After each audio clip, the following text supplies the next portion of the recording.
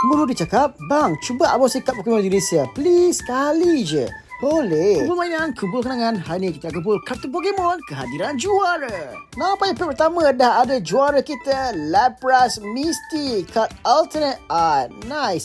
Okey, kita langsung ke pack kedua. Ada kartu manis ataupun tidak? Jom kita tengok. Yang pertama kita ada Golbat Team Rocket, diikuti dengan Feedback Cynthia, Atkins Team Rocket, Rattata Team Rocket, dan kartu terakhir hari dengan kartu biasa Energy Team Rocket. Okey, seterusnya kita buka lagi. Kita dapat Stormy Misty, Electabuzz, Zubat Team Rocket, Drowsy Team Rocket, dan terakhir masih lagi kartu biasa. Tak apa, tak give up. Kita buka lagi.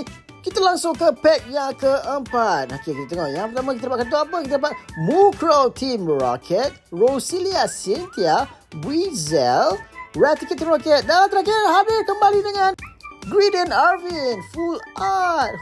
Dua kartu langka. Okey, yang terakhir, pack terakhir, maybe the best for last. Ada lagi tak kartu langka dalam ni? Mari kita lihat.